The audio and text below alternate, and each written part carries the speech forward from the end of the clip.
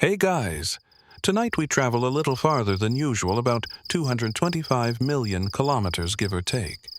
You wake up in a tiny module on the surface of Mars, utterly alone. The air outside could kill you faster than a bad oyster. The gravity's lighter, but so is your patience. Your breath fogs up the visor inside your helmet as you roll out of bed, well more like off the sleeping shelf. There's no morning coffee waiting, no birdsong, no traffic, no emails. Just silence, deafening, complete silence. And the occasional groan of your life support system reminding you it's not broken yet. You probably won't survive doing this, just so we're clear. So, before you get comfortable, take a moment to like the video and subscribe, but only if you genuinely enjoy what I do here. And hey, post your location and what time it is where you're watching. Always love to see where this little sleep journey is reaching. Now, dim the lights, maybe turn on a fan for that soft background hum, and let's ease into tonight's journey together. You open the hatch, separating your sleeping area from the rest of the base. It's cramped, industrial. Lots of red indicator lights blinking like they're flirting with failure. There's condensation on the pipes, and some scratch marks you made when you hit your head last week again. You float through the narrow tunnel between modules, with your socks sliding across the polymer flooring. Gravity's lower here, remember? Every movement feels exaggerated, like you're rehearsing ballet in slow motion. Outside your sealed dome, the world is empty. Not just in the literal sense. You could scan 360 degrees and not find a single living cell, not even a stubborn weed trying to push through the soil. It's red and flat and dead, like someone colored the moon with chili powder. Ancient riverbeds etch winding paths through the dust fossils of a time when Mars maybe had water. Back in 1971, the Soviet Mars 3 lander managed to transmit for a whopping 14.5 seconds before going silent forever. Scientists still argue whether it failed due to a dust storm or sheer cosmic spite. Either way, you're reminded that Mars doesn't care about your feelings or your Wi-Fi. You start your day like every other check oxygen, check pressure check, that your pee isn't freezing in the wastewater line again. Ah, the glamour of off-world living. Your morning routine involves pulling on a dusty EVA suit, slapping duct tape over yesterday's scuff, and mentally preparing for a day where everything wants to kill you, but gently, slowly, like a sadistic glacier. There's a moment as you seal the airlock when your reflection stares back at you in the curved glass. You look like an overcooked astronaut ravioli. Puffy, exhausted, mildly terrified. Cute. Outside, the landscape looks both surreal and crushingly boring. A wide plain stretches toward a line of jagged rocks in the distance.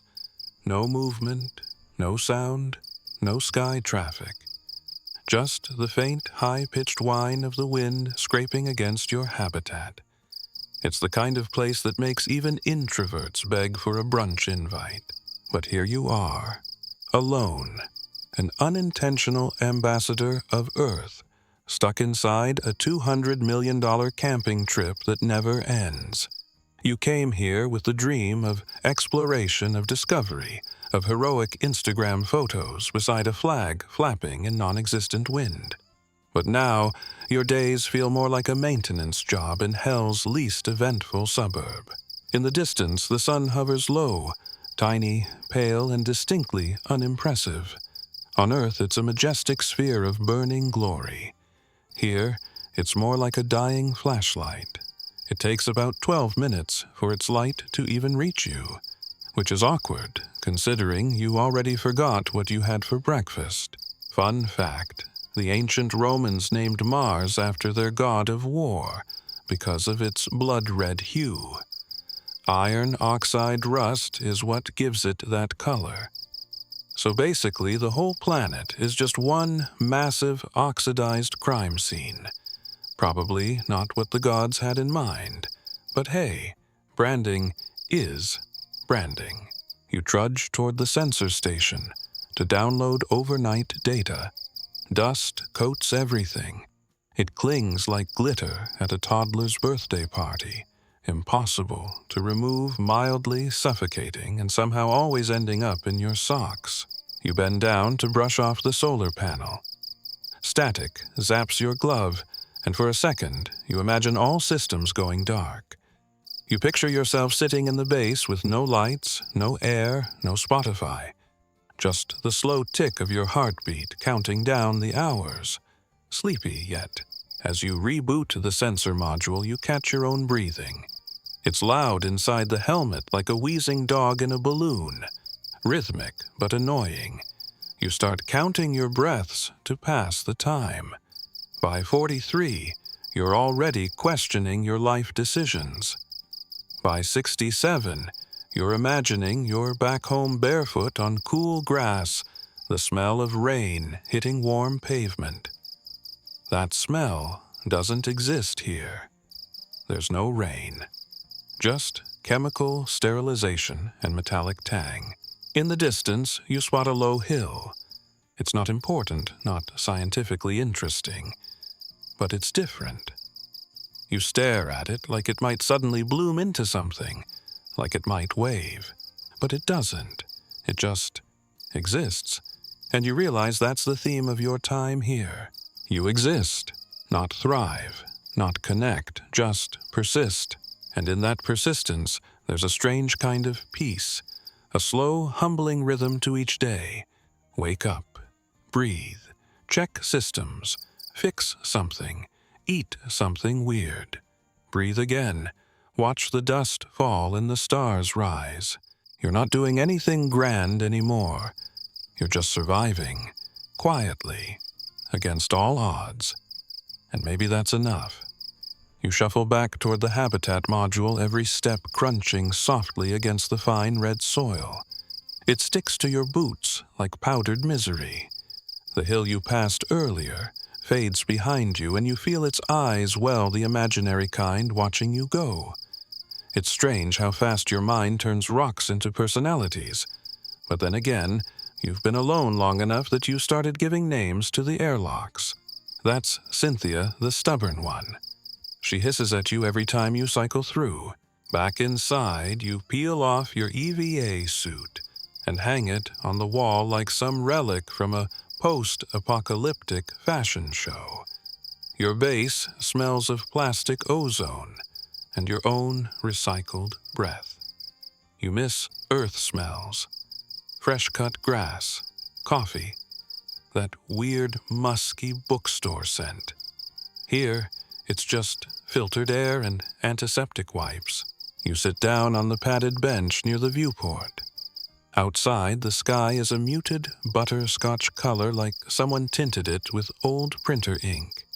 The wind drifts lazily across the surface, kicking up dust devils, miniature tornadoes made of rust.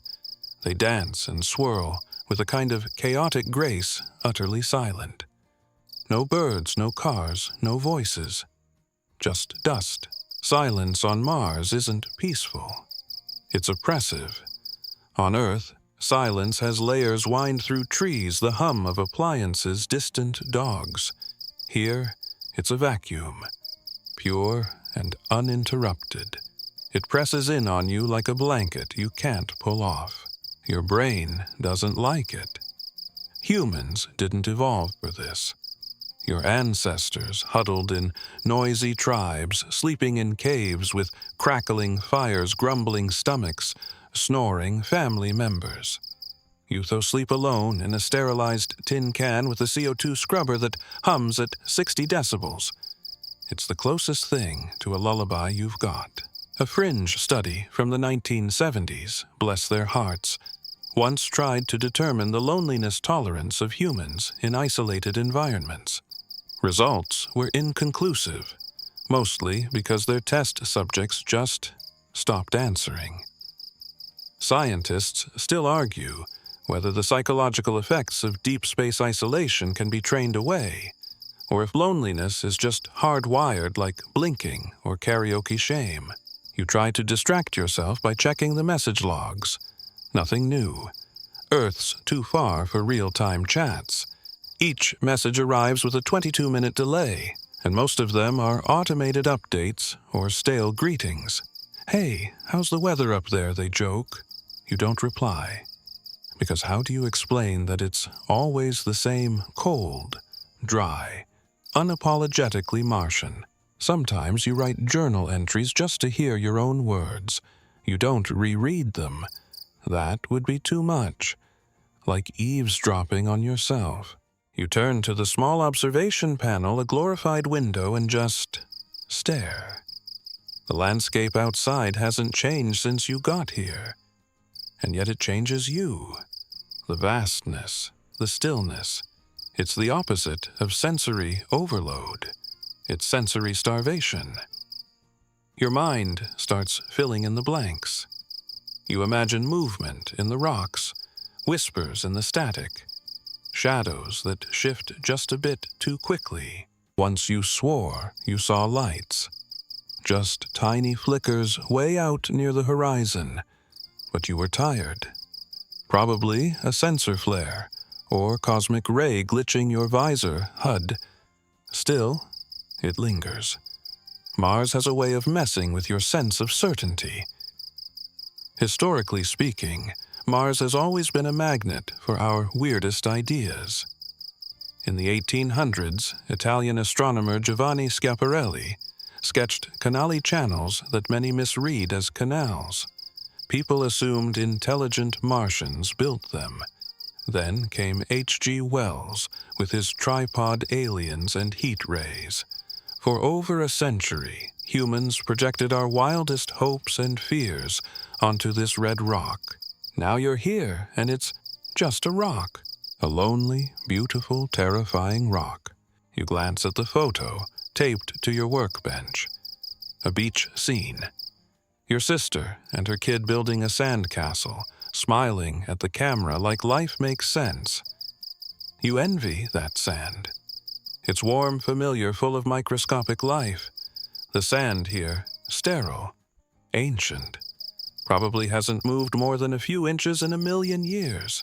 You run diagnostics on the comms relay to pass the time. You hum a little tune just to prove your voice still works. The computer beeps gently, annoyed. All systems nominal. Of course they are. You decide to take your afternoon walk. It's not really afternoon in the traditional sense. Martian days, or sols, are about 24 hours and 39 minutes. But you've given up trying to sync with Earth time. You set your own rhythm now. You step into the airlock again, Cynthia hissing as usual, and step outside. The terrain stretches before you like a painting stuck in pause. There's something majestic about the desolation. The way the cliffs in the distance curve gently toward the sky. The way the shadows stretch long and thin under the weak sun. You hike toward one of the geological survey posts, if only to justify the motion. Your boots leave soft impressions in the regolith footsteps no one else will ever see. At one point, you stop and turn off the comms, the sensors, everything, just to feel it. The rawness. No tech, no human echo. Just you and Mars. It's intense. You can't help but think about all the spacecraft wreckage scattered across this planet. Soviet landers, NASA's lost probes, the Beagle 2, which ghosted everyone in 2003 and wasn't found until over a decade later. All quiet now. You wonder if you'll end up like them, a forgotten dot in the red. The wind picks up a little. You feel a rumble beneath your feet. Just a tremor. Marsquakes are rare, but they happen. The ground shifts slightly, like it's reminding you you're not in charge here. You smile, because honestly, You needed the reminder. The isolation doesn't go away, but you're learning to live with it. You talk to rocks. You tell jokes to the wind. You laugh at nothing because sometimes the silence gets too loud. And in those moments, bizarre, hollow, beautiful, you remember you're part of something huge. Not just a mission, a history, a legacy, even if no one sees it but you. You return to the habitat with a grumbling stomach and a sense of vague emotional vertigo. Half the time, you're not sure if you're a brave pioneer or the punchline of some cosmic prank. Either way, it's lunchtime on Mars, and your options are limited. You slide open the rehydrator drawer and examine today's culinary tragedy. Freeze-dried lasagna, vacuum-sealed apple cubes, and a protein gel pouch that swears it tastes like teriyaki. It does not. It never has. You pick the least offensive squirt, some distilled water, into the meal pack, and watch the chunks expand into something roughly food-adjacent. When it's finally ready, you peel open the packet and inhale the warm, plasticky aroma. You take a bite. The texture is like memory foam. The flavor a hint of regret with a finish of cardboard. But calories are calories, and you chew dutifully while watching Martian dust swirl past the window. You remember reading about early space food. In the 1960s, astronauts had to squeeze pureed beef stew out of aluminum tubes like sad toothpaste. By comparison, your tofu brick is 5-star cuisine. Progress, if you squint hard enough. Still, eating in space has always been about compromise. No ovens, no open flames, and absolutely no crumbs, unless you want them clogging your instruments or floating into your eyes mid-yawn. That's why everything is sticky gummy or gelatinous. Mars has gravity, but barely enough to help. Your peas still try to make a break for it if you're not careful. And forget about seasoning. Salt and pepper only exist in liquid form here, unless you want a sneezing fit inside a sealed suit. You once tried to get creative and mixed vanilla pudding with freeze-dried bacon bits. It didn't end well. You don't talk about it anymore. Eating used to be social. A thing you did with friends, family. Maybe in front of the TV if you were feeling rebellious. Now it's a maintenance task like changing a filter or charging a battery. No joy, just fuel. Sometimes to feel something, anything. You close your eyes and pretend you're back home, at a ramen shop, that little place near the metro station. Hot broth steaming in your face, the chatter of strangers, the squeak of chopsticks on ceramic. Here, your only soundtrack is your own chewing and the low thrum of the habitat's air processors. You finish your meal and carefully seal the waste pouch. Nothing gets tossed on Mars. Every bit of packaging, every crumb of leftovers gets tracked, stored, and sometimes, if you're lucky, recycled. You've become intimately familiar with the concept of resource loops.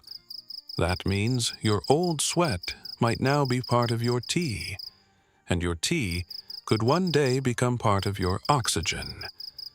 The cycle of life, but more like an involuntary trust fall with chemistry. One of the weirdest things you've had to accept is poop logistics. It's not glamorous, but it's critical. Waste management here is more than sanitation. It's survival. Every flush on Earth is a casual luxury. Here, it's a multi-step process involving airlocks, temperature-controlled storage, and enzymes that frankly deserve a Nobel Prize for bravery.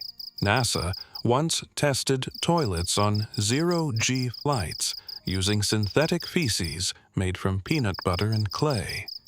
True story. Scientists still argue whether future colonies should prioritize incineration, fermentation, or brace yourself, nutrient reclamation. That's right. Reuse, reduce, redigest. You once caught yourself having a full-blown philosophical debate with the waste tank. You named it Marvin. Marvin's a great listener. After cleaning up lunch, you run a systems check on the air filtration unit. It's a hodgepodge of HEPA filters, carbon scrubbers, and chemical reactors designed to pull CO2 from the air and keep you from suffocating on your own exhale. It hums, always humming. When it stops, you have exactly 3 minutes to panic before you pass out. The unit pings green. Good Marvin, keep sucking that gas. You stretch your arms, muscles sore from disuse. Even with scheduled exercises, the reduced gravity makes you feel like a jellyfish wearing boots. Your bones are slowly weakening. Your muscles, too. It's all gradual, invisible. But it's happening. You notice it when you try to open a stubborn valve or climb a ladder. You don't have a gym, just resistance bands and guilt. Back in the early 2000s, scientists experimented with artificial gravity. Rotating habitats, magnetic treadmills, and other sci-fi inspired dreams. None of them made it out of prototype. Scientists still argue whether long-term Martian colonists will need partial gravity training to prevent permanent physical decay, or whether you'll just adapt into some kind of noodle-limbed subhuman. You make a note to do your stretches, then promptly ignore the reminder. Instead, you sit by the monitor bank sipping water that's been recycled more times than your favorite pair of jeans.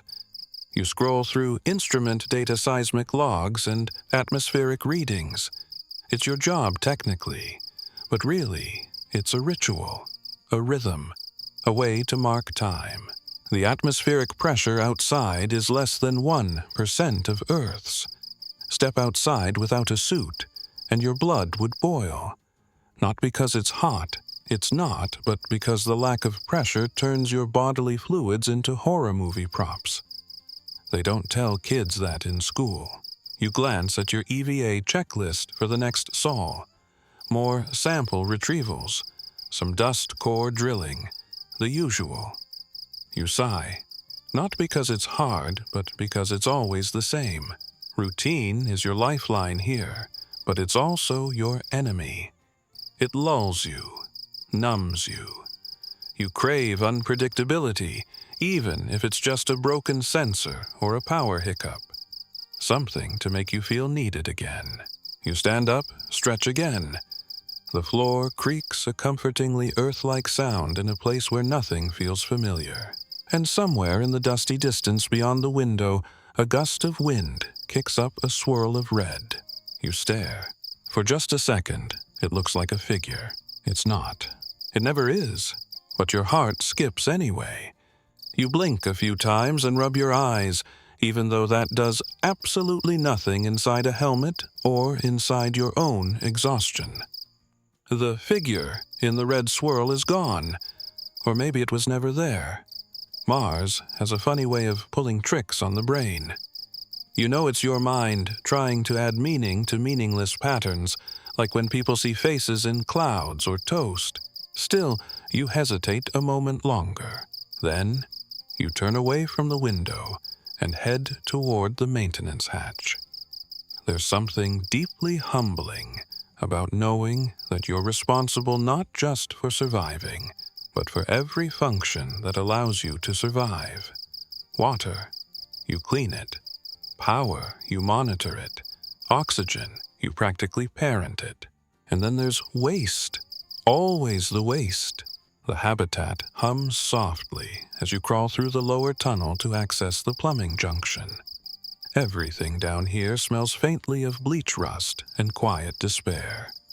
You unlatch a metal panel and begin inspecting the gray water system, which has been making an ominous gurgling sound since last week. It's part of the system that reclaims used water, meaning sweat dishwashing, old tea, and yes, your filtered pee. You watch a small pump vibrate shakily, like it's on its last nerve. You reach for the multi-tool clipped to your belt. It's the third one you've gone through this month. The plastic grips keep cracking in the cold. Tools weren't designed for Mars. Or maybe they were, and humans just weren't. You think back to the Apollo missions, how the astronauts had to fix equipment using duct tape and a pen. One even had to hammer part of his rover with a rock. Sometimes you feel a weird kinship with them. Different planet, same improvisation. Scientists still argue whether human life support systems should be fully automated in future colonies or keep a human-in-the-loop design. Automation saves time and effort. But when something breaks, and you need someone who can think under pressure. Someone who can tell when a gurgle means fix me or run. You tighten a valve, the pump steadies. For now. You emerge from the tunnel with a satisfying thunk of the hatch brushing red dust off your knees. The dust gets everywhere, even indoors. It's so fine it seeps in through microcracks, clings to suits, sticks to every surface with static charge. It's magnetic, corrosive, and mildly toxic. The Martian welcome mat. Back at your workstation, you log the repair. The interface is sluggish. The screen flickers every few seconds like it's considering retirement. You mutter at it. The screen does not respond. You miss yelling at your toaster back home. At least the toaster had the decency to smell like bread. The truth is, you're not alone because the world rejected you. You volunteered for this. You trained for this. You beat out thousands of candidates and passed every psych eval medical screen and simulation they threw at you. But nothing prepares you for this moment, kneeling next to a recycling tank wearing 3 layers of insulation, whispering encouragement to a faulty pipe. You stand and head toward the oxygen generation unit. It lives behind a locked panel because it's that important. You open it slowly, half expecting it to be on fire. It isn't. Yet. This machine converts CO2 into breathable oxygen, using electrolysis and chemical looping. You don't fully understand the equations. It's like reading a romantic novel in Klingon, but you know how to keep it running. Clean the filters. Check the catalyst bed. Whisper sweet nothings if needed. The air here is mostly carbon dioxide, about 96%. If your system fails, you won't suffocate instantly. You'll just gradually lose the ability to think, then move, then care. Like falling asleep inside a nightmare. So, no pressure. A historical note floats into your brain in 1917. British chemist Francis Aston was isolating gases with rudimentary mass spectrometers. He had no idea that a century later someone would be manually scraping CO2 gunk off a Martian machine to stay alive. You finish the inspection and seal the panel. Oxygen handled. Water mostly handled. Waste eternally unglamorous but handled. You're officially your own janitor, plumber, and environmental engineer. Your job title should have come with more slashes. Outside, the light is shifting again. On Earth, this would be late afternoon. Here, time is weird. The sun moves lazily across the sky, casting long, sickly shadows that don't match your internal clock. You once slept for 16 hours straight and woke up confused why the lighting hadn't changed. Now, you just ignore it. The sun is unreliable. Your wristwatch is gospel. You make your way to the greenhouse module. It's technically a glorified hydroponic closet, but it smells vaguely of basil and wet rubber, a welcome reprieve from the sterile main cabin. Here, in trays and tubes, is your tiny garden. Mostly leafy greens and algae. Some have names. You didn't mean to name them. It just happened. You lean in close and inspect a row of kale that looks like it's questioning its life choices. You pluck a wilted leaf and pretend it's a noble sacrifice for the greater good. The air in here is moist, warm, a tiny climate bubble sealed away from the rest of the Martian chill. You linger longer than you need to, because this is the only room that feels alive. Once back during training, someone joked that the first Martian colonist would spend more time unclogging tubing than doing science. They weren't wrong. Still, you pause, hand resting on a nutrient pump. You're doing something impossible. You're keeping life alive on a planet that tried really hard to kill it. You glance at the data panel. Oxygen output is steady. Growth rate is slow, but encouraging. You exhale. Everything still works, for now. And in this moment, that's enough. You step back, giving the plants a little wave, because why not, and head toward the main module once more. You pass the mirror panel on the way. Your reflection is pale, tired, covered in dust smudges, but it smiles, and you smile back. You return to the main module just as the wind begins to pick up outside. Not that you can hear it. Exactly, the walls are too thick, the suits too insulated, but your instruments start to twitch. The external anemometer rattles a little. Pressure dips by a fraction. Your ears don't pop, but your instincts do. Mars is having weather again. You watch the external camera feed. The horizon blurs slightly, like an old VHS tape, just before it eats itself. Dust is being lifted in slow, graceful curls, forming tendrils that slither over the rocks like smoke underwater. Martian storms are strange, massive in scale, but often gentle in force, at least from a human perspective. You tap a few buttons on the console. The outer sensors are picking up increased particulate density, finer than flour, sharper than sand. That dust can shred filters, jam servos, clog intake vents. It doesn't just float around, it invades. A few months ago, one of your solar panel arrays lost 14% efficiency in a single day after a dust swirl swept over it. Cleaning it meant donning the EVA suit, lugging a soft, bristled brush, and scrubbing like you were detailing a spaceship for prom. You still find particles in your boots from that excursion. Back in 2018, NASA's Opportunity rover sent what would be its final message. My battery is low, and it's getting dark. A planet-sized dust storm had swept across the entire surface, blocking sunlight for weeks. The rover, unable to recharge, fell asleep forever, under a shroud of rust. Scientists still argue whether Martian dust storms can be predicted with any precision, or if they're like cats, adorable in theory, but chaotically destructive. You suit up just in case the storm worsens. The suit is stiff, and your left boot still has a weird squeak, but you pull the helmet over your head and hear the gentle hiss of the seal locking. The visor reflects your face, more lines than last month, more freckles, maybe a bit more doubt. You check external conditions on your wrist readout. Wind speed 60 kph. Visibility about the same as soup. You step into the airlock. Hello again, Cynthia, and brace as it cycles.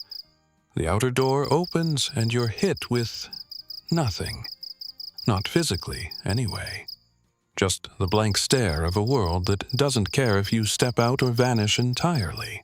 You walk out to secure the outer array junction. A loose cover is flapping ever so slightly dangerous under Martian wind. The gusts may not be strong enough to knock you over. Mars's atmosphere is too thin, but over time they sandblast surfaces raw, like a slow-motion blender. You kneel beside the array and start adjusting the clamps. The dust coats your gloves, instantly turning black polymer into crimson fuzz. You can feel the grit through the joints. It squeaks, grinding like distant violins. You remember a fringe theory you once read, that Martian dust could carry microbial fossils, ancient life forms so small they hitched rides on wind currents waiting for someone to find them. It's poetic, and also mildly terrifying. If you inhale ancient alien dandruff and develop telepathy well, that's a future problem.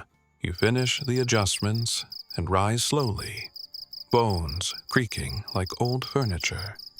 You take a moment to scan the horizon. The landscape is barely visible now, just red fog spinning and crawling over itself. No lightning, no thunder. Martian storms are dry. No rain, no roar, just an eerie silence. You whisper to no one in particular, "I miss umbrellas." It's funny how many things you miss. Stupid things, streetlights, umbrellas, the smell of hot pavement after rain, traffic noises, even mosquitoes, though you'd never admit it publicly. On Mars, your world shrinks to what you carry in your suit, your station, and your head. You walk back to the habitat, your footprints barely registering before the wind wipes them away. There's something unsettling about that, how quickly the planet erases you. You step inside airlock cycles, and you're back in the buzz and warmth of the base. You strip the suit, shaking dust from the seals. Then you check the internal systems, filters, fans, and solar battery levels. So far, everything's holding. You sit by the viewport again, watching the storm thicken. It's mesmerizing, like watching fog curl across a graveyard, except the graveyard is the entire planet. Mars doesn't have weather in the way Earth does. No gentle breezes or afternoon drizzles. When it decides to stir, it does so on a global scale.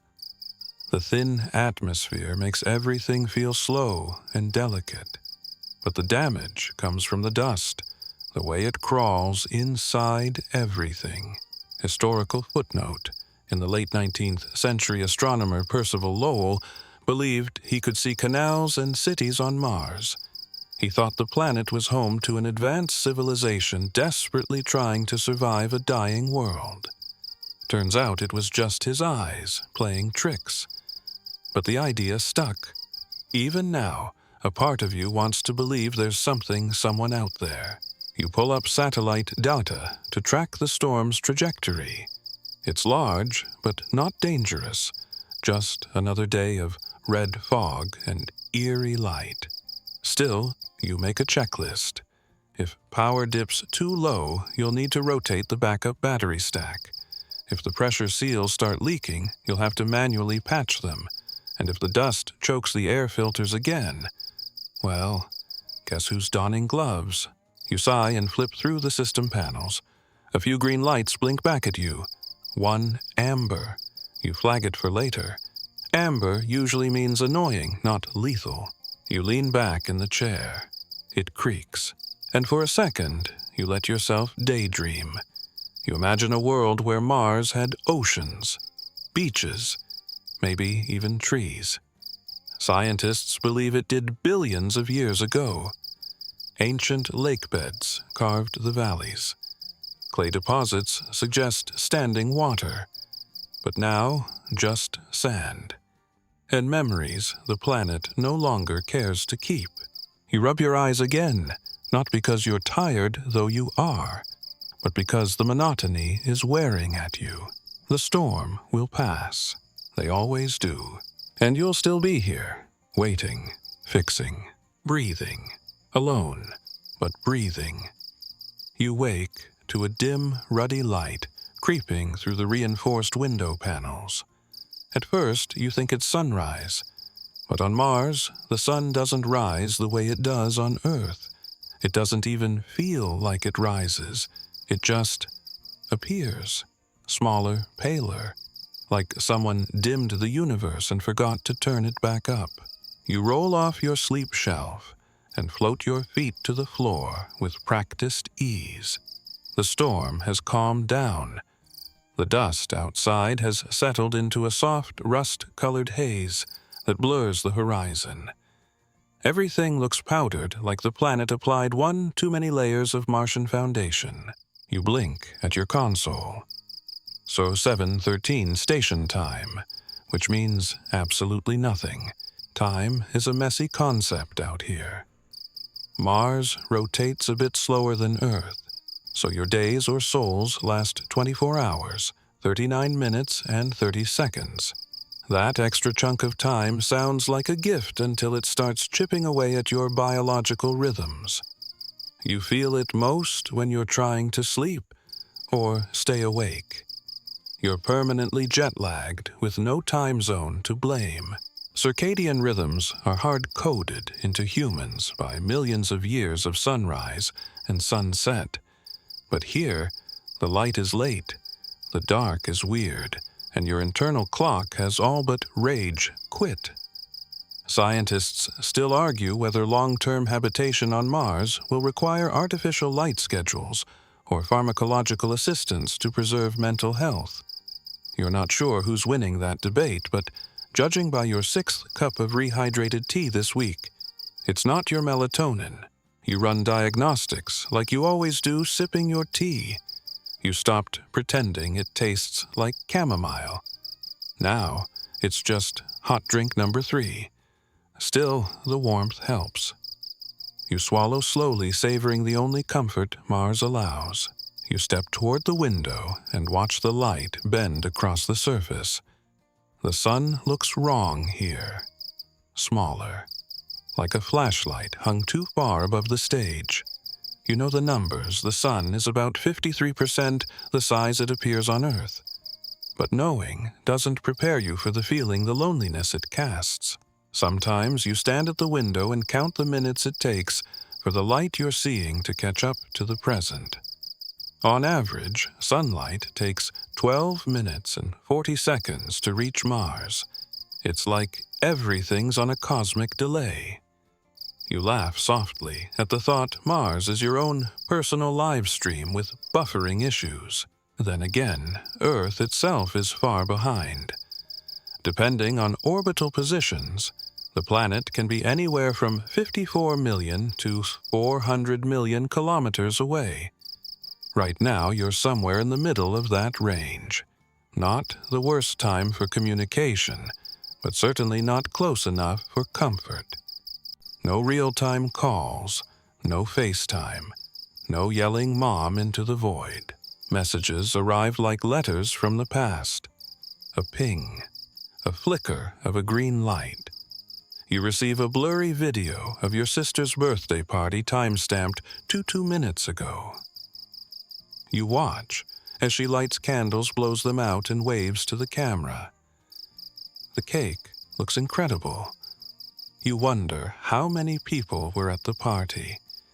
You wonder if they talked about you in present tense. You record a reply, "Happy birthday. Wish I was there. Save me a slice for 2036. You force a smile. You don't mention the insomnia, or the pressure leak, or how you thought you saw something in the dust storm yesterday that still won't leave your head. You hit send. Then you wait. Back in 1976, Viking 1-1 landed on Mars and snapped the first color photo from the surface. It wasn't glamorous, just rocks and shadows, but it became a symbol, a postcard from another world, a reminder that something human had made it here. You think about that photo sometimes, how empty it looked, how if someone stood in the frame it would have changed everything. You grab a nutrient bar and crunch absent-mindedly as you scroll through atmospheric data. You're still amazed the weather station works. It's mounted on a pole not much thicker than your arm, and yet it's survived storms, radiation, and your occasional angry glances. Right now it's reading 67 degrees C. That's a good day. With Mars's thin atmosphere, heat just evaporates.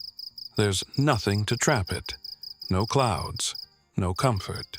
A fringe paper you once skimmed suggested that if terraforming ever became viable, The first step would be nuking the poles to release CO2 and thicken the atmosphere. The author also listed their hobbies as watching clouds and strategic model warfare. Scientists still argue whether large-scale geoengineering is a solution or just a sci-fi fever dream. You hope someone else figures it out soon. You check the battery levels. The storm cut solar intake by nearly 4%, but thankfully, you rationed usage well. The reactor hasn't kicked in yet. You make a mental note to hug the battery wall later. Not that it'll appreciate it, but still.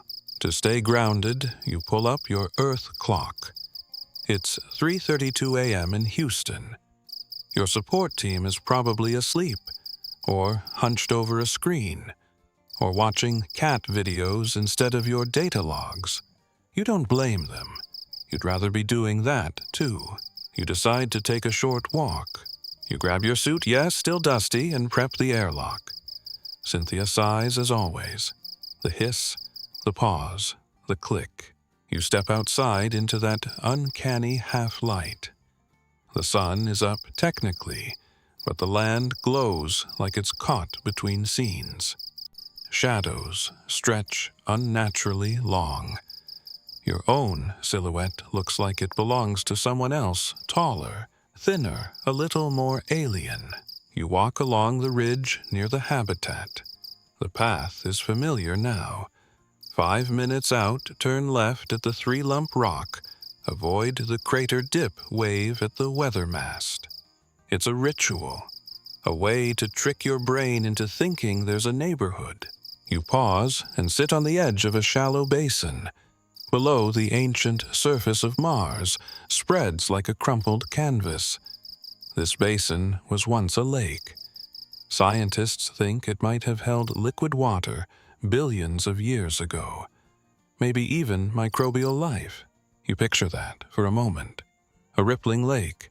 Bacteria drifting lazily under a pink sky. No buildings, no footprints. Just silence and science, and something beautiful dying slowly in the cold. You take a breath, tasting your own air. You stay seated for a while, watching the Martian morning drag itself forward. You still feel like you're lagging behind. Back inside the habitat, you start preparing for rest. Not sleep. Mind you, just rest. Because real sleep has become a bit of a myth out here. A bedtime story you used to believe in back when gravity made your body feel grounded, and the sky obeyed rules you could trust. You slip out of your suit and into your sleepwear, really just long thermal layers and socks that have seen better decades. You dim the lights. You stretch. You even try a breathing technique someone from the psych team back on Earth once taught you. It worked then. It doesn't work now. Sleep is elusive on Mars. Part of it is the light. Even though the soul is close to an Earth day, the visual cues are all wrong. The sky changes color in reverse. The sunsets are blue. The mid-afternoon is rusted orange. And the sun itself, as you've noticed, just doesn't carry the same authority.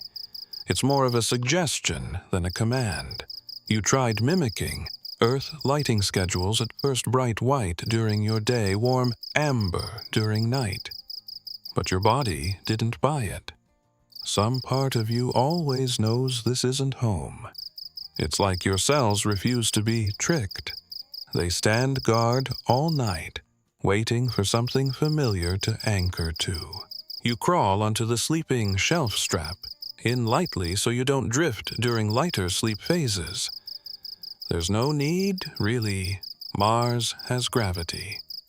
But it's weak. Things feel floaty. You once fell asleep without a belt and woke up on the floor with your leg tangled in a data cable. You tell yourself it was funny. You close your eyes. Count backwards. Try not to think of Earth, or the sound of rain, or the way your pillow used to smell back home. It was dumb, really just laundry soap and your own face grease. But still, you turn on a white noise generator. It hums softly. Not quite like a fan, not quite like anything, really. Just enough sound to keep the silence from caving in. Your mind drifts, but your body refuses. It's caught in that weird zone, too tired to function, too wired to collapse. You felt this before in simulation chambers, but here it's sharper, deeper, like the silence itself is thinking, waiting, breathing. You pull out your tablet and scroll through old logs. Maybe, if you bore yourself, sleep will sneak up behind you. One entry from Soul 27 catches your eye. Dreamed I was swimming in a pool. Woke up gasping. Took me 10 minutes to remember that water doesn't surround me anymore. The idea of floating in that much water is now terrifying. You smile grimly. Funny what you get used to, and what you unlearn. Back in the 1970s, Skylab astronauts reported strange sleep disruptions. They'd wake up mid-dream, unsure of which way was up. One astronaut swore he could still hear ocean waves, even though they hadn't left Earth's orbit in weeks. Scientists still argue whether it was phantom memory, or the body trying to simulate balance using dreams. You feel for him. You glance toward the ceiling vent. The airflow hums gently. You whisper to it. Pretend you're wind. You try again. Eyes closed, arms folded, counting your own heartbeat. But sleep won't come easy tonight, or tomorrow night, or most nights, really. So instead, you let your mind wander. You imagine being back in your old apartment, the leaky window that let in the cold, the hum of traffic outside.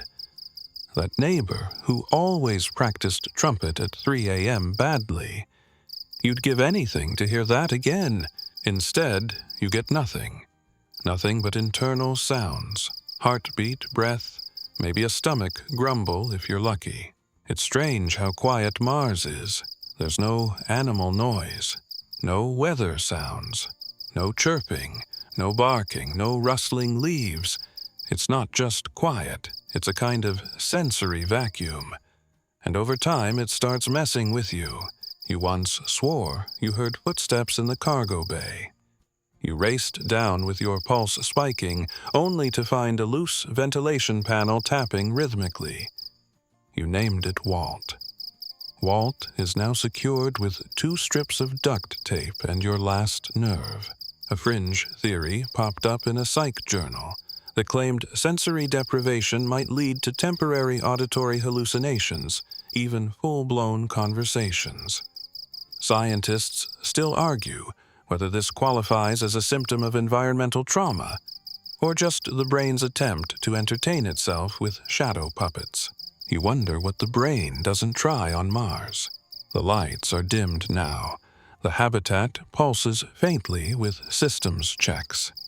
You hear the occasional hiss of pressure balancing the soft gurgle of the water reclaim unit. It's a symphony if you squint with your ears. You realize that you've given personalities to every piece of machinery here, not out of whimsy, but survival. The oxygen generator is Clara. The suit lock is Cynthia. The comms relay Sebastian. It's not madness, it's conversation. You speak out loud just to fill the space. All right, Sebastian, tell Earth I say hi. Sebastian doesn't answer. He rarely does. Still, you imagine him raising a metallic eyebrow. You close your eyes again and let your breathing slow. This time, you don't fight the silence. You lean into it. Let it wrap around you like a weighted blanket dipped in dust. Your body doesn't know it's safe. Not really. There's no evolutionary memory for this kind of environment. No dreams handed down from ancestors about surviving in aluminum boxes on lifeless planets. You're rewriting instincts in real time. That's why sleep is so hard. Because your bones, your cells, your blood, They don't believe the air is real. They don't believe the water is real. And sometimes, neither do you. Still, you try. Still, you rest. You drift somewhere between wakefulness and the other side not fully crossing over. Not tonight, but close enough to pretend. And sometimes on Mars, pretending is the best you'll get. You wake up groggy, groaning softly as you unclip yourself from the sleep shelf. Another soul, another recycled breath, another round of rationed joy.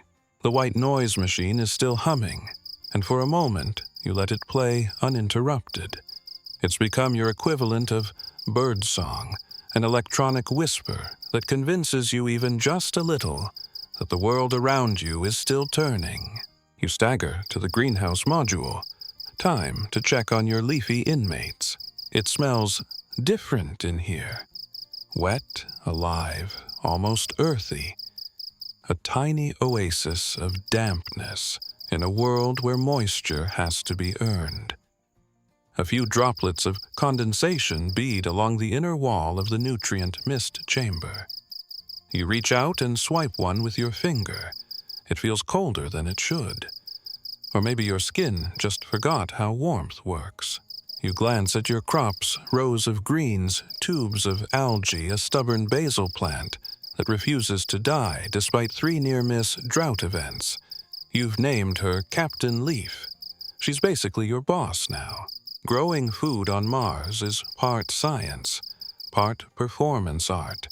You have no soil, just trays of inert substrate and nutrient solutions you calibrate daily. No bees, no wind, no rain. Just you artificial light and your ever-shrinking patience. You grab your data pad and scan the chlorophyll readings. Decent?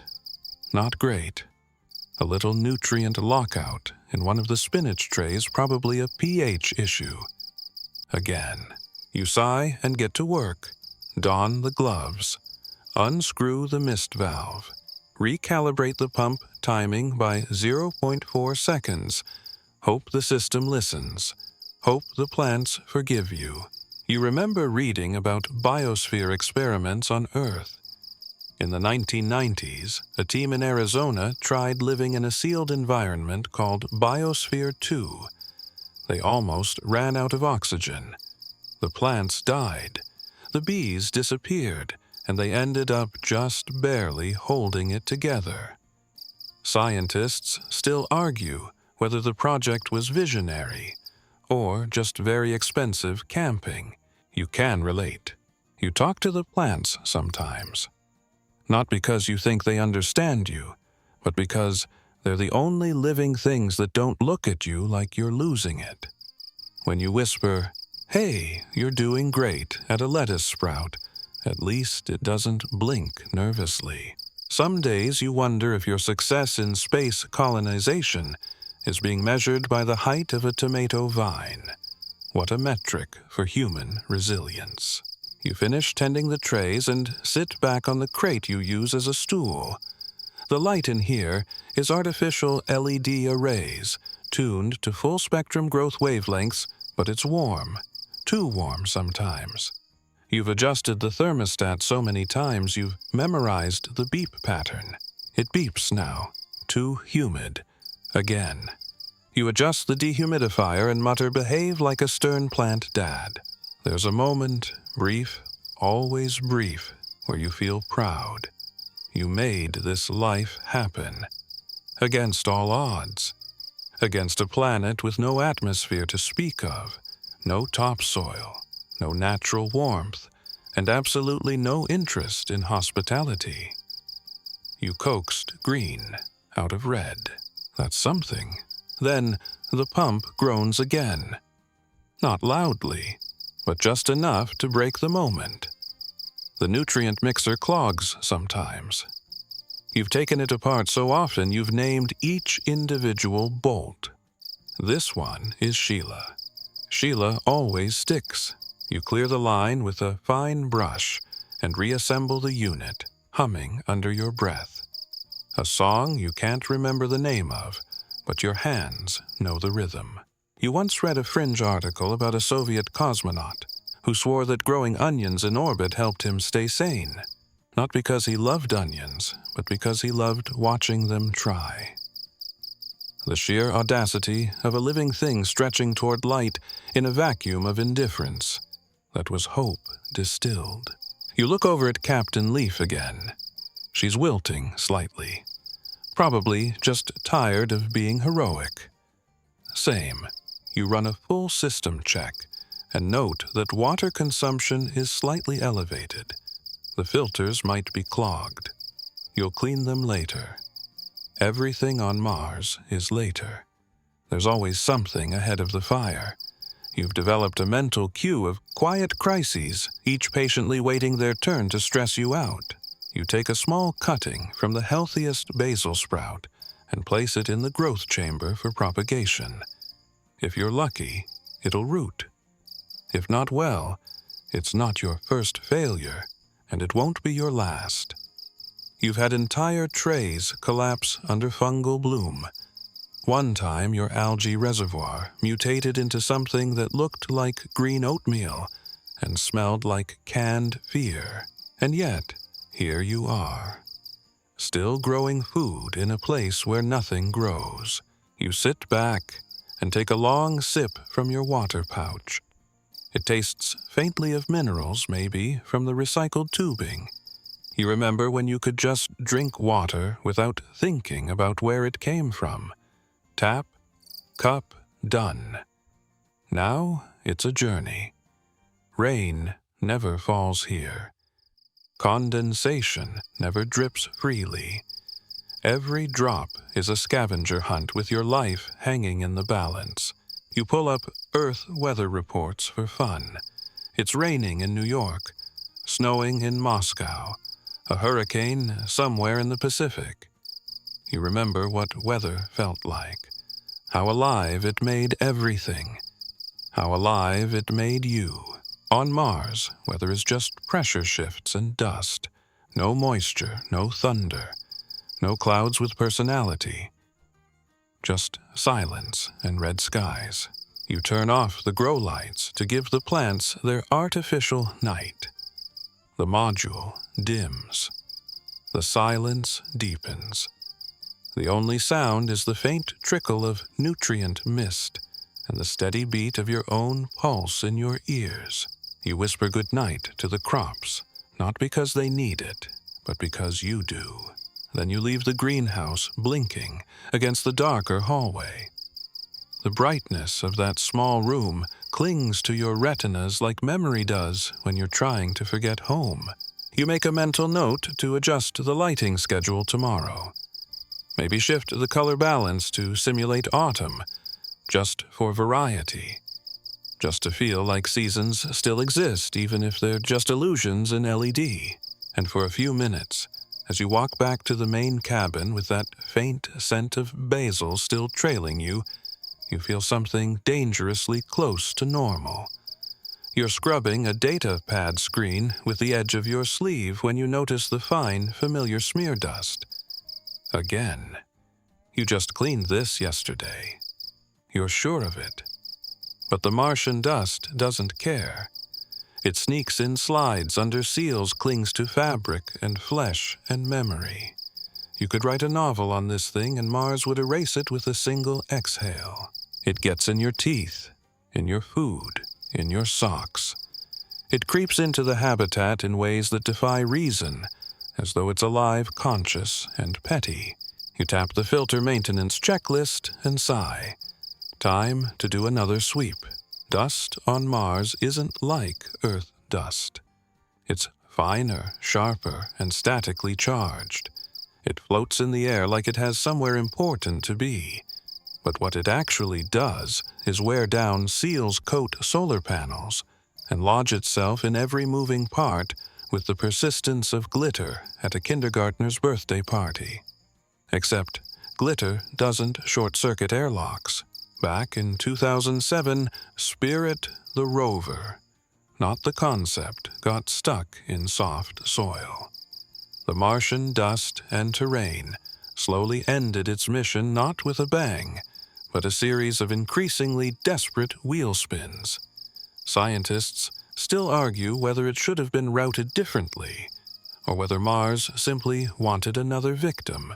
You crawl beneath the console to check the intake filter.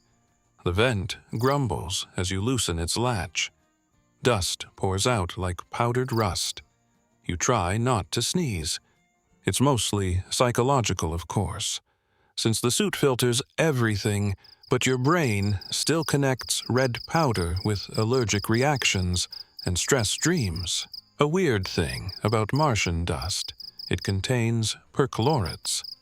These are toxic salts that, if inhaled or ingested in high doses, can disrupt your thyroid and make your immune system tap out. It's like Mars read a survival manual and said, "Let's see how many of these I can violate at once." You pull out the clogged mesh and shake it over a waste tray. A soft cloud rises. You curse under your breath and add another item to tomorrow's to-do list: wipe down everything. Again, you remember how, back on Earth, cleaning was annoying but manageable. Here, it's a survival imperative. You clean not for comfort, but because if you don't, the equipment fails. And if the equipment fails, you die gasping while your oxygen generator clogs with spicy moon powder. You stand and stretch back, cracking. The dust gets into your joints too, or at least that's how it feels. The suit locker is already showing signs of degradation. Seals stiffen, connectors grind, and the outer layers discolor. You've used nearly a third of your supply of lubricant wipes, originally rated to last 6 months in just 3. You patch where you can, re-tape what fails. There's a drawer full of zip ties and prayer. Still, the dust gets in. You walk toward the exterior airlock and peek through the observation panel. The wind's calm now, but you can see the fine powder shifting, dancing across the surface in slow motion. It gathers in crevices, coats rocks like a dusting of cinnamon on a very angry latte. Mars is like a sandbox for robots and regret. You grab the cleaning kit and head outside to wipe down the solar panels. Again. The moment you step out, the landscape flattens you with stillness. No trees, no birds, no background sound. Just you, your boots, and the hiss of your rebreather. The solar array is coated again. Not thickly, just enough to choke efficiency by 10 to 15%. You drag a soft brush across the panels with rhythmic strokes. Brush, swipe, exhale, brush, swipe, exhale. It's oddly meditative, like Zen gardening, except the garden is an unforgiving wasteland, and the gravel is toxic. You think about the Apollo astronauts. Moon dust was a menace too abrasive, clingy, and sharp enough to cut through seals. But at least the moon didn't actively swirl the stuff into your nose every sol. Here, it's part of the air, part of your life. You wonder if future Mars colonies will have dust-proof suits, self-cleaning habitats, maybe even little Martian Roombas to scoot around, scrubbing the floor while you nap. You try to picture it: tiny, autonomous robots dressed like butlers, bumping gently into the algae tank. You laugh at the image. The sound is tinny in your helmet, half swallowed by your own breath. When you finish wiping down the last panel, you take a moment to look up. The sky is that strange brownish gold again. The sun still looks like it's trying its best. You don't blame it. It's got a lot on its plate. You check your suit sensors. A few more microns of dust have settled in the elbow joints. You'll clean those too. Add it to the list. Mars gives you an endless list. It's like a job where the boss is the entire planet, and they really hate you. As you head back toward the habitat, your boots leave faint impressions in the soil. Not footprints, really, just temporary dents. The wind will erase them in a few hours. That's the thing about Mars. Nothing you do sticks. No echo, no permanence. Just the silent truth of erasure. You cycle through the airlock. Cynthia hisses as always. Inside, you strip out of the outer gear, shaking off dust into a containment bin. Your socks are grimy again. The floor is stained red. You wipe it absently with a cloth and watch the color smear like a bad memory. Your lungs feel dry. You sip water slowly, trying to rinse out the phantom taste of metal. You tell yourself it's in your head. The rebreather is fine. The filters are clear. But your brain keeps whispering dust. You stare at the decontamination chamber and wonder for the 100th time how this planet can have so little and yet still be full of problems. You pull up your system logs. The scrubbers are operating at 91% efficiency. That's good, for now. You close your eyes and let the hum of the habitat wrap around you like a blanket made of chores. Dust never sleeps, but maybe for a little while you can. It starts with a flicker, just a single blink from the corner of the screen where the environmental control panel usually glows a calm, reassuring green. Now it's amber. You pause mid-chew, yes, rehydrated mushroom risotto again, and squint. Then it turns red. Something just broke. You wipe your hands and lean in. The alert is coming from an auxiliary system in the hydroprocessing unit. Not vital, not urgent, but also not ignorable. It's always the not vital stuff that bites you in the oxygen tank.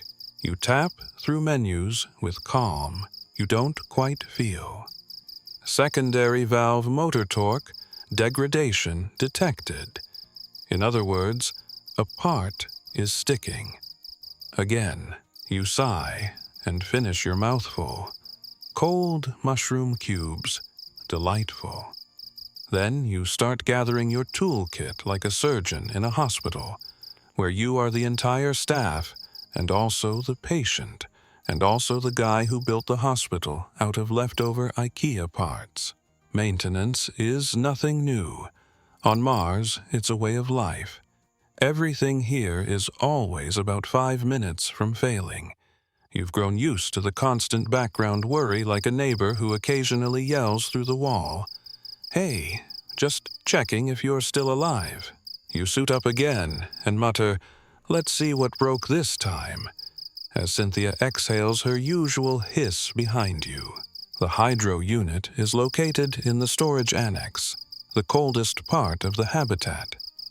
You reach it by crawling through a panel, twisting your body into a space that clearly wasn't designed for adult humans with bones. Your back brushes against wiring conduits. You feel a new bruise forming on your hip. You whisper profanities at Mars in alphabetical order. You find the faulty valve. It's a small actuator about the size of a stapler. Unremarkable. It's grinding with each cycle.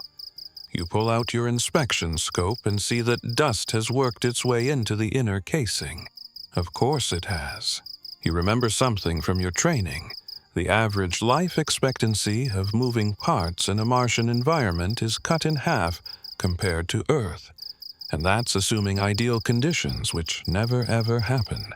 You once read a story about the Mars Pathfinder in 1997. It stopped responding for days, completely baffling engineers on Earth. Turns out it was a software glitch caused by a priority inversion bug, something so niche it sounds made up. They fixed it remotely. You don't have that luxury. You are the fix. You carefully disassemble the actuator using a set of tweezers, a toothbrush, and a very gentle prayer. The brush is labeled "Not for teeth" in Sharpie. You once made that mistake in a rush. Never again. After a few tense minutes, you get the casing off. Inside, red dust is packed into every groove like frosting in a murder cake. You spend the next half hour cleaning, lubricating and reassembling it. Your wrist cramps. Your eyes sting. You lose a bolt for 10 terrifying seconds. Then find it stuck to your elbow. When it's back together, you give it a manual test. Smooth, whisper quiet, almost smug. You reinstall it, secure the hatch, and crawl back out into the main corridor. You're sweating and cold, and your knees hurt. But the valve works now. You log the repair in your tablet.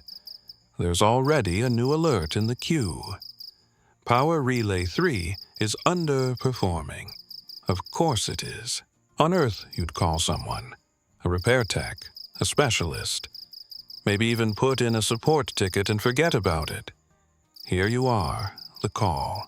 You once dreamed of being the first person to walk on Mars. Plant the flag. Say something memorable. Instead, you spend your days oiling joints and replacing filters. You're not a hero. You're a glorified space janitor with a really expensive view. Scientists still argue whether early Martian explorers should be trained as generalists or assigned to strict specialties. Judging by your current job description, the answer is yes. You sit on the floor with your back against a wall and close your eyes for a moment, just to breathe. The hum of machinery surrounds you, comforting and unnerving at once. It's the sound of life being manufactured. Nothing natural, all artificial, all temporary. You remember when a microwave beep was the most annoying thing in your house. Now, silence is worse.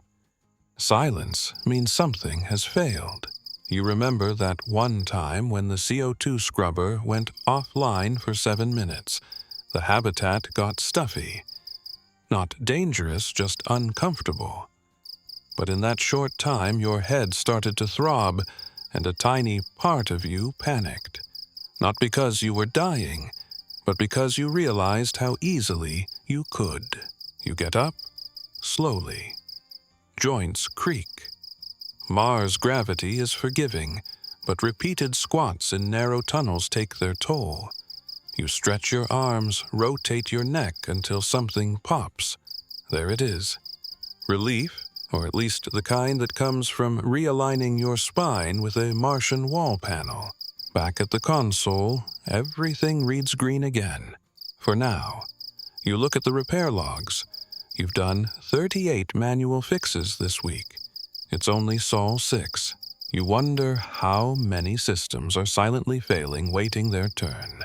You once read about the International Space Station's maintenance schedule.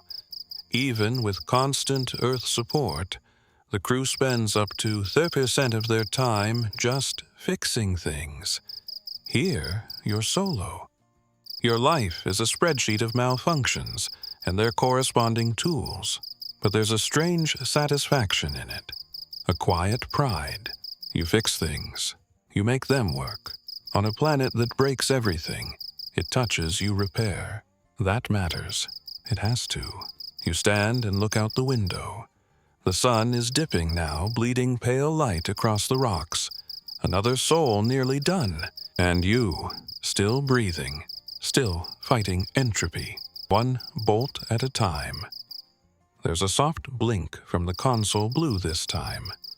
You pause, mid-stretch eyebrow, twitching in disbelief. Blue alerts are rare. They're usually personal logs, queued messages, or scheduled morale content from Earth, which ironically sometimes causes more stress than it relieves. You tap the screen. It's a message from Earth, time-stamped 22 minutes ago. You feel your heart rate rise, not because it's urgent, but because it's something. A voice, a contact, a tiny echo of a world that still remembers you. The message is from your sister. A short video. You tap to play. Her face appears grinning, wide cheeks flushed from cold or laughter or both. Behind her there's movement. Blurred shapes. Lights. She's at a birthday party. Or maybe a picnic. You can't quite tell. It's loud, human loud. "Happy birthday, dummy," she says, laughing. "I know you said not to send anything this soul, but screw that. I got the kid to draw you a Mars dinosaur. Look, he gave it a helmet." She lifts a crayon drawing. It's awful. A brontosaurus with a bubble over its head standing next to what might be a crater or a pizza. But it's the best thing you've seen in months. You watch it again and again. There's a pause between the second and third replay where you feel it. The ache, the absence, the strange blur of gratitude and grief. You left Earth not because you hated it, but because you believed in something bigger. Now, you realize that something bigger feels incredibly small when you're the only one who sees it. You record a reply. Your voice is hoarse, your tone casual. "Thanks for the dinosaur. Tell the kid I'm naming him Commander Stomp. He's in charge of dust management now." You almost say more, but you don't, because you only get so many seconds before the bandwidth throttles, and you've already gone over your allotment twice this week. You send the message, then you sit back and let the stillness return. The thing no one tells you about deep space communication is how weirdly lonely it is to be talking in delay. Conversations become monologues. You speak into silence, hoping your voice lands right. It's like texting with ghosts. In the early days of spaceflight, crews relied on direct radio contact. The Apollo astronauts had near real-time communication enough to joke and panic in equal measure. Now, with this distance, you have to choose your words carefully. By the time someone reacts to what you say, you're already someone new. Scientists still argue whether asynchronous communication deepens psychological stress or offers emotional safety. You've felt both. Sometimes you're grateful for the lag it gives you time to edit your thoughts. Sometimes you just want to talk. Just blurt it out. Let it spill. But there's no one here to spill to. So you drip your soul into short messages and pretend that's enough. You flip through the old logs. Some are just data, others voice memos to yourself. One catches your attention. From Soul 88. Why did I say yes to this? What am I proving? What if I don't want to be brave anymore? You remember recording that after a comms blackout, after a failed hydro pump, after a night where the silence wrapped too tight. You almost deleted it. You didn't. Instead, you saved it. Proof that even the strong days are built on top of weaker ones. You walk to the storage locker and pull out a sealed envelope, the one they made you bring. For emergencies only, written in Sharpie on the front, as if that made it official. You've opened it once, read it twice. A letter from yourself. Written before launch, before everything. It says, if you're reading this, you're either falling apart or need a reason not to. So, here's a reminder. You chose this. You trained for this. You're not here to be perfect. You're here to survive. And if you're breathing, that's a win. You put it back. No emergency today. Just the weight of regular living in an irregular place. You pass the comms console and glance at the Earth feed. The delay is shorter this soul, just 14 minutes one way. Earth is swinging a little closer in its orbit. You think of 2 planets circling the sun, barely brushing fingertips every few months. It's romantic in a cosmic, tragic sort of way. You scan the system diagnostics, all green. For now, you brew a pouch of comfort beverage number 4, which claims to taste like apple cider but hits more like hot sugar with a memory of fruit. You drink it anyway, because it's warm, because it fills space in your stomach and your soul. You walk over to the window, The light is fading. Martian twilight. That soft moment before full darkness, when the shadows go blue and the dust glows from within. It's quiet and lonely and stunning. You whisper, "You should see this to no one in particular," and you mean it, because for all the hardship, all the broken valves and dust-clogged dreams, some things here still matter. Some things are still worth seeing, worth surviving for. You look up at the sky. You try to spot Earth. Some days you can. A pale blue dot, barely a blink in the red soup of space. Today the dust is too thick, but you know it's there, spinning, waiting, and sometimes sending dinosaurs in crayon helmets. You dream about footsteps, not yours, not the heavy, muffled thuds of EVA boots, but light ones, quick bare, almost childlike, darting through the dust. When you wake, the silence makes you doubt it was ever a dream at all. For a moment, you sit up blinking at the shadows, curling at the edges of the module. You could have sworn. You shake it off. Mars plays tricks. You know that by now. The anomalies started small. Flickers in the magnetometer. A spike in radiation levels, brief but real. A sudden dip in internal temperature, like something cold passed through the room. Nothing you could explain. Nothing you could report without sounding like you've started naming shadows. You decide to run another scan of the outer perimeter. It's not paranoia if the dust is whispering. The rover is prepped and ready. You climb and cycle the lock and feel the light tremor as the wheels touch the surface. The motors whine, old, tired, familiar. You guide it toward the basin near your southeast ridge. That's where the strange readings came from last week. The ride is slow. The terrain is mostly flat, though pocked with impact scars, and the occasional rocky outcrop. You pass a cliff wall etched with sediment layers like the planet's own barcode. Billions of years stacked neatly in red and ochre.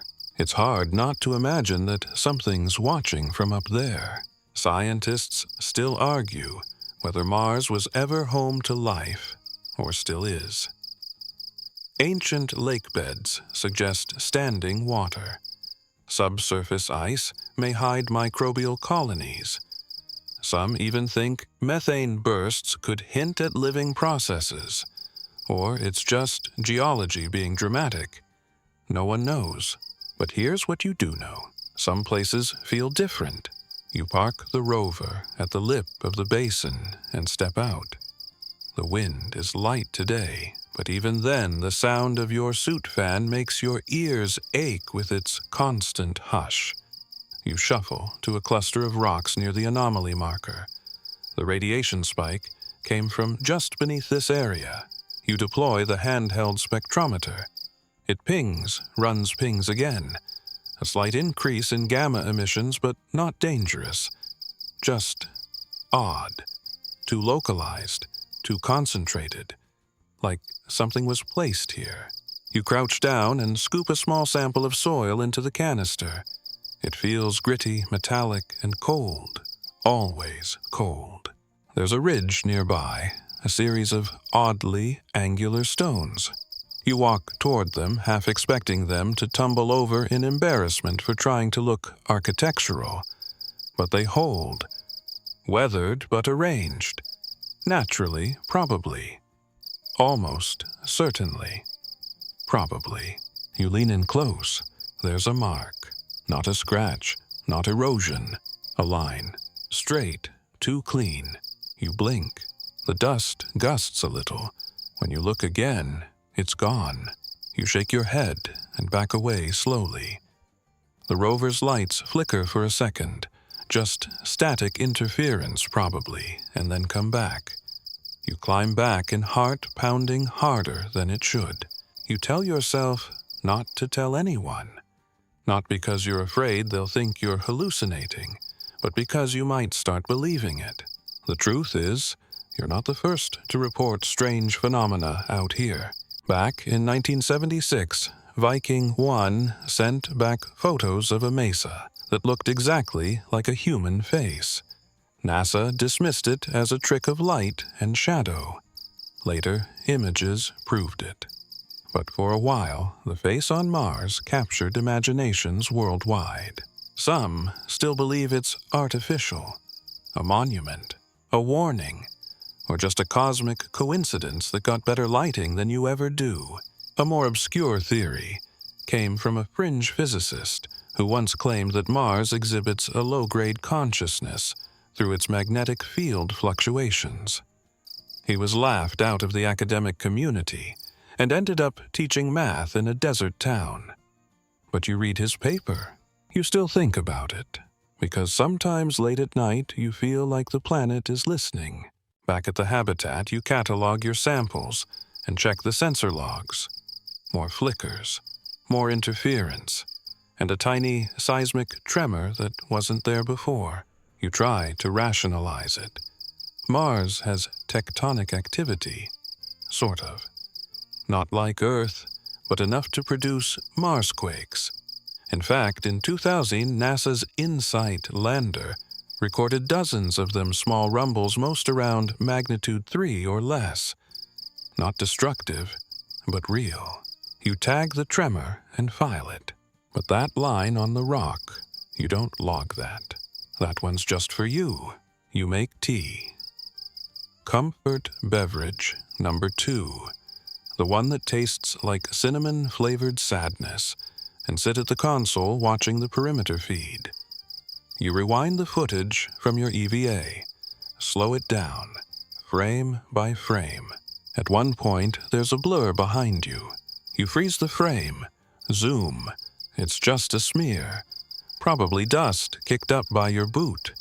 But you stare at it anyway, trying to convince yourself you're not making up company. You glance at the oxygen readouts. Normal. CO2 scrubbers functioning. No hypoxia.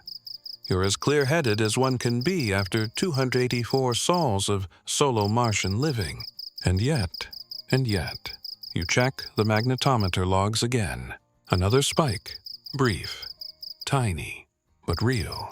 You exhale slowly, long enough for your visor to fog. It's probably nothing. It's always probably nothing, until it isn't. The lights in the greenhouse flicker. You turn. Nothing. Just Captain Leaf, standing tall. As always, her little basil leaves trembling slightly in the filtered breeze. You smile at her. Because what else do you do? It's not madness if you say goodnight before you turn off the lights. It's respect. You reach for the switch. You pause. And then you flick it off. Darkness settles over the greenhouse like a whisper. You stare at the reflection in the window, just you and the faint suggestion of stars. You don't see the shape behind you, but you feel it. And then you blink, and it's gone. You don't mention it in your log. Not the flicker, not the shape, not the way your skin prickled, as though the air itself leaned closer to listen. You type in the standard entries. Sample analysis in progress. Greenhouse nutrient levels, nominal minor EVA, conducted with no anomalies. All technically true, but somewhere between the lines, the silence says more. You sit in your chair for a long time watching the screen fade to its sleep mode. Your reflection lingers pale, rimmed in shadow. You look older than you feel. Or maybe it's the other way around. Time is stretchy on Mars like chewing gum that's been in someone's pocket too long. You don't want to admit it, but things have changed. Not just the sensor glitches or the dust patterns that seem to rearrange themselves overnight. You've changed. You find yourself talking to objects more than usual. Not just greeting Cynthia the airlock, or complimenting Clara the oxygen filter. You're having full-blown conversations with them. Debates. Arguments. At one point yesterday, you apologized to a coffee pouch for being too rough while opening it. And the mirror. The mirror has become your best and worst friend. You stand in front of it now, brushing dust from your collar, staring into your own eyes like they belong to someone else. Sometimes you try to surprise your reflection. Move fast, smile, suddenly look away, and then back to see if it's lagging. It never is. But the fact that you check, that's new. You think of that Russian cosmonaut story, maybe apocryphal, maybe not, about the man who spent months alone in orbit and swore the ship began humming songs he couldn't recognize. When asked if he was hallucinating, he said, "Only when I stopped answering." Scientists still argue whether prolonged isolation triggers hallucinations or merely enhances your awareness of what's always been there. Like tuning a radio into a channel you didn't know existed. You pace the habitat. You count your footsteps, forward and back. You tap the wall at the same spot each time you pass it. 12 paces, turn. 12 paces, tap. You catch yourself doing it without thinking, like a ghost, trapped in its own loop. You stop. You sit. You try to meditate. But your thoughts spiral. What if I'm not alone? What if I am? What if the shape I saw wasn't real? What if it was, and it's just patient? You close your eyes and focus on breathing. In, 2, 3, 4. Out. 2, 3, 4. Again, you imagine Earth, the sounds, the density of noise so thick it wrapped around you like a second skin. Here, silence is a sound all its own, a pressure, a presence, and it's never louder than when you lie down for sleep. You climb into your sleep shelf, tug the straps over your chest. Not too tight tonight. You want to feel light, like maybe your body will float out of this place and drift back into somewhere warm. You stare up at the vent in the ceiling, count the ridges, trace the shadows. You try not to imagine the shape again, the flicker. You try not to give it rules or a voice or eyes. You fail. Instead, you picture it sitting at your desk, typing slowly with long, cautious fingers, reading your logs, watching the screen saver flicker. You tell yourself it's nonsense. You tell yourself it's just you. But even then, part of you wonders which you is doing the talking. You drift into a half-sleep. Dreams leak in. You're walking through the habitat, but it's bigger somehow. Endless hallways duplicate greenhouses, multiple beds. In one of them, you see yourself asleep. In another, you're standing, watching. You wake suddenly gasping. Nothing around you moves. The light above the door glows steady. The fan hums. But your pulse thunders in your ears. You decide to talk to the mirror again. It's not about reassurance anymore. It's about making sure the reflection answers. You stand in front of it, arms crossed. "Still me," you whisper. You tilt your head, smile, raise an eyebrow. Your reflection matches every move. You nod. It nods. And still, something nags. You decide to leave a message in the audio log just for yourself. Sol 284. No abnormalities logged. Sample return successful. Greenhouse stable. Everything's fine.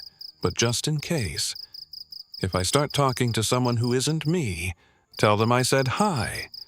And maybe ask what they want. You save the log. You sit by the window again. The dust is low tonight. The stars are clearer. Phobos arcs across the sky like a slow, tired pebble. Deimos follows behind smaller, almost invisible.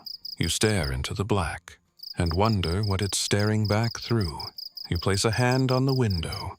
Cool glass. You whisper, "I know you're out there." No response. But you didn't expect one. You watch your reflection in the glass, blurred and doubled by the faint light. Then you turn away. Because whatever's behind the reflection, it's still smiling. You stop using the mirror, not for any dramatic reason, not because it spoke to you, or cracked mysteriously in the middle of the night. No, you just avoid it now, like a closed door you don't want to open because you might hear something on the other side. Not today. Not ever, maybe. Instead, you pour yourself into systems checks, maintenance, routines. There's a kind of peace in the checklist, even if the checklist is slowly turning into a novel. You fix a heat exchanger valve, replace a flickering LED panel in the sleeping pod, even polish the interior of the greenhouse dome until the glass almost looks like it belongs on Earth. But something's shifted. Not in the equipment, not in the base, in you. You're tired. Not the kind of tired that sleep fixes. That's long gone. This is the kind of tired that seeps into your bones, your breath, your thoughts. The kind of tired that makes you sit on the floor next to the airlock and wonder what now, because nothing new is coming, and Mars, as always, offers no surprises. You eat, you exercise, you send logs, you monitor the rover recharge cycle like it's a newborn baby. You keep busy, but the silence has teeth now. It doesn't just surround you, it bites, softly, persistently, each quiet second gnawing at your certainty, at your sense of self. So, one morning, or maybe evening, the difference has blurred. You decide to walk. No mission, no data gathering, just a walk. You pack light. Just the basics: suit, helmet, water, one snack bar, a backup radio, and a spare battery pack. Destination Olympus Mons. Okay, not Olympus Mons itself. You're not suicidal. That would take weeks. But there's a ridge nearby, unmapped, unused. Somewhere you've never gone. You want to see something new, even if it's just a rock shaped like a taco. Cynthia hisses as you step through. You almost say goodbye. Almost. Outside, the world is bathed in a muddy crimson light. The dust is low today, the sky more gold than orange. It's not beautiful exactly, but it feels like the closest this planet ever gets to trying. You walk. Your boots make soft crunches on the regolith. Each step is deliberate, slow. You're not moving fast because you can't, but also you don't want to. Let the planet take its time showing you whatever it's hiding. Half an hour in, you crest a small slope and see a stretch of terrain you've never walked before. It's empty. Surprise, surprise. But something about the way the shadows fall here makes you stop. You sit. Just sit. You lean back on a rock and let your arms fall to your sides. You let the planet happen to you. There's no signal out here. No sensors. No base modules pinging in your ear. It's just you. You think about Earth, about gravity that pulls harder, about oceans, about noise. You think about the idea that once, billions of years ago, this place might have been alive. Really alive. Not just icy craters and frozen carbon, but liquid water. Maybe even organisms. You remember the news headlines from back when you were a kid. NASA finds signs of ancient microbial life on Mars, and then the months of debate debunking disagreement. Scientists still argue whether those microscopic patterns in Martian meteorites are fossilized bacteria or just random mineral formations.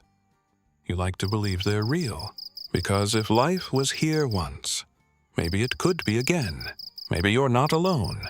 You lie back and stare at the sky. The visor mutes the sunlight. You see two pinpricks moving together, Phobos and Deimos. Twin moons, Mars's quiet companions. You envy them, always circling, always moving, never touching down. They say Phobos is slowly spiraling inward. In a few million years, it'll crash into Mars or break apart into rings. You wonder if anyone will be here to see that. You wonder if you would have stayed if you had the choice to leave. The thought lingers longer than you expect. Would you go back? If they called you home right now, if a rescue mission burned through the sky and offered you a seat, would you take it? You don't know anymore. Because Mars has changed you. It didn't ask to. It didn't try to. But somewhere between the dust storms, the silence, and the flickers in the corner of your eye, it carved something out of you, replaced it with something else. You sit up slowly, brush your gloves together, and stand. You turn back toward the habitat, tiny now, barely a bump on the horizon. You start walking, and as you do, you talk. Not to the radio, not to Earth, just out loud. All right, Mars, you say. I saw the shape. I saw the line. I know you're not empty. No reply, of course. You keep walking. If something's here, you say, I'm not scared. You pause, then laugh. A dry, cracked sound through the comms. Okay, maybe a little scared. You think of the mirror again, of the dreams, of the way your mind fills silence with company. And then you say it. I don't need answers. Just don't let me forget why I came. The habitat looms closer now. You can see the reflection of the sun in the top dome. The greenhouse light flickers on. Back inside, you desuit wipe your visor and collapse into the chair by the log panel. You start a new entry. Sol 291. Took a long walk, saw some shadows, said some things. Nothing happened. Or maybe everything did. You stare at the blinking cursor. Then you type. Tomorrow, I might go farther. You wake before the alarm. Not that there's a sunrise to stir you, or birdsong, or even the gentle shifting of city noise through a window. Just that curious, unshakable hum inside your bones, a nudge that whispers, today is different. You sit up, press your palms to the floor, and listen. The bass is still humming. That's good. A silent bass would mean death is closer than you think. You skip your usual schedule. No systems check, no breakfast, no greenhouse visit. Instead, you stand by the storage locker. You're already halfway through pulling on your EVA suit when it occurs to you you don't actually have a plan. No objective, no mission. You just need to move. To keep going forward, even if the road ahead is dust and silence and more of the same. You load the rover, food for 3 sols, water for 4, a spare battery pack external comms booster, and just because you're tired of pretending a hard copy of your personal journal, pages printed, real paper, tucked into your breast pocket like a relic. You glance once at the habitat before sealing the hatch. You tell yourself you're coming back, but maybe not soon. Cynthia sighs softly as you pass through.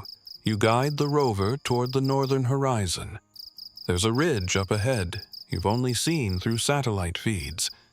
Beyond it, a crater. Shallow, broad, unscanned. No one's ever been. Which means it's yours. The drive is long. The terrain here is unforgiving, fine grit mixed with gravel that crunches like brittle bones beneath the wheels. But you don't stop. As you climb the ridge, the sky widens. The red glow fades into a soft beige haze, the sun rising weakly on the edge of existence. The rover winds beneath you. The dashboard lights flicker. You whisper, "Not today," and pat the console. It listens. You crest the ridge, and then you see it. The crater opens wide before you like a forgotten scar. The floor is smoother than you expect. Wind polished, undisturbed. Except there. Lines. Straight. Faint, but unmistakably deliberate. You freeze. They run along the crater floor in a semicircle, long, shallow grooves in the dust. Not natural, not eroded, drawn. You park, suit up, step out. The air is thin and metallic through your filter. The silence here feels heavier, as if even the planet is holding its breath. You kneel beside one of the grooves. It's about 6 centimeters deep, edges sharp. No sign of disturbance from wind. You trace your gloved fingers along its path and realize they're recent. Weeks, maybe days old. You follow the lines. They loop, intersect, double back. The shape is abstract, somewhere between a spiral and a map. You can't decode it, but it feels like something. You sit, just sit, for a long while.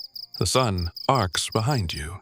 Your suit sensors beep softly, reminding you about oxygen reserves, but you ignore it for now. You stare at the lines and imagine a hand not human, maybe not even flesh, etching these in to the dust. You wonder, did it see you first? Maybe you're not the first visitor to this part of Mars. Maybe you're not alone in the way you thought. You leave the crater before sunset. No samples, no documentation. Some things don't want to be explained. Back at the habitat, you strip off your gear and collapse into your chair.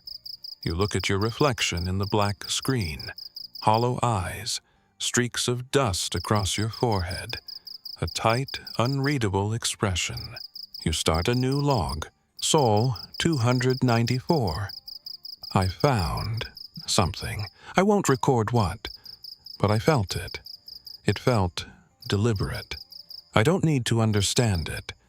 I just need to remember it was there. You save the entry. Then you write a message to Earth. Just a short one. Still here, still breathing. Mars might be listening. That's not a bad thing. You turn off the console. You walk to the window. The dust swirls gently outside. The stars flicker. The moons are gone for now, and in the dim glass your reflection doesn't move. But you smile at it anyway, because whatever this is, you're still part of it. You're still standing. You're still you. The lights in the habitat are low now. Soft glows pulse along the floor, barely illuminating the edges of your boots. The hiss of the rebreather fades into something quieter than silence, something that doesn't demand your attention. Just hums softly like a heartbeat. You don't have to count anymore. You sit down near the greenhouse. Captain Leaf is resting under her grow light. Her leaves relaxed, drooping, just slightly, in a way that feels like sleep. You lean your head against the glass wall, eyes half closed, and listen. Outside, the dust moves gently across the dome like soft fingertips brushing the roof. No thunder, no storms. Just the breath of a planet that never speaks, but always watches. You've done enough for today. Fixed what could break.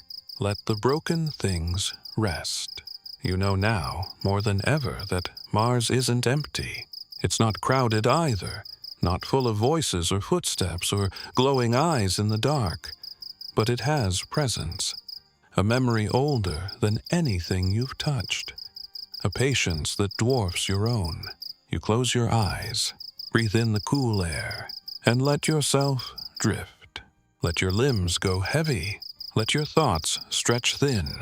There's nothing left to fix right now. There's nothing chasing you. You are here. And maybe that's all that matters. The systems hum softly. The lights dim further. And your heartbeat slows to match the rhythm of this strange, distant world. A world that is no longer a mystery, but maybe, finally, a home.